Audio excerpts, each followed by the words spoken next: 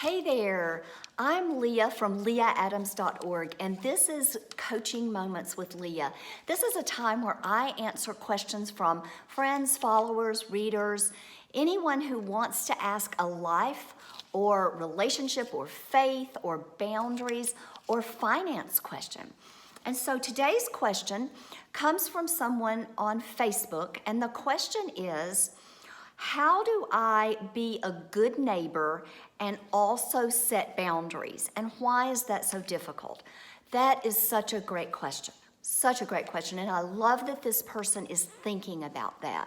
So let's think about the definition of a boundary, because a boundary is where I end and where you begin, or where my family ends and your family starts, if it's a family type question. So there is also a difference in setting a boundary and making a boundary. When we set a boundary, that almost means that we are trying to control another person. And as you know, we cannot control anyone other than ourselves. Now, when we're making a boundary for ourselves, then we control that boundary. So there's a subtle difference there, but it's an important difference. Jesus had boundaries. If you think back into the scriptures, let's go actually back to the Old Testament and talk about God. God had boundaries. God set boundaries in place early. When he was creating the world, he created the ocean or the seas, and he said, you can go this far, but you can go no farther. So he had a boundary for creation. When he put Adam and Eve in the Garden of Eden, again, they had boundaries. They could not eat of one tree in the garden, and that was a boundary that God set for them. Unfortunately, they crossed the boundary line and all kinds of disaster erupted. But God instituted boundaries. Now, what about Jesus? Well, Jesus, the perfect one, God in the flesh, also had boundaries. And he, some of his boundaries were from God, while others he instituted himself. So let's think about it. Jesus could have worked 24 hours a day, 7 days a week, 365 days a year while he was on this earth, because there was always someone that needed healing. There was always someone vying for his attention. Yet, Jesus made boundaries for himself. Remember in Scripture where it says that he got alone to pray and talk with the Father?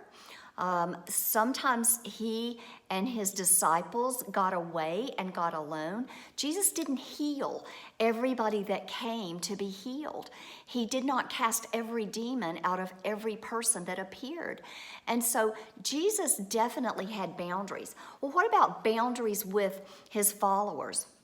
Scripture tells us that sometimes Jesus was with the mass of followers, however many that might be, 40, 500, however many that might be. But sometimes he took the 12 away and it was just them. So that was a boundary. Then again, another tighter boundary would have been when he took Peter, James, and John up on the Mount of Transfiguration or into the Garden of Gethsemane, and just the 4 of them. So that was another boundary. And then even in the Garden of Gethsemane, Jesus withdrew further to pray and be alone with his followers, with his Father. He said, you stay right here to Peter, James, and John. I'm going to go further. So that was yet another boundary that Jesus instituted. So boundaries are God ordained, and it's good for us to have boundaries. When we do not create a boundary, let's say, for instance, a neighbor or a good girlfriend wants a lot of our time. They want to come into our home, or they just want to have coffee a lot, or they're just trying to be with us a lot. And this same scenario could work with your job.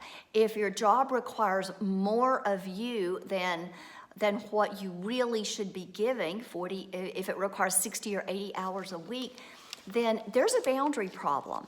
And so when we say yes to things that are not necessarily good for our family, like the constant neighbor coming in or the 80-hour work week, what is that telling our family? It's telling our family that that person or that job is more important than spending time with them.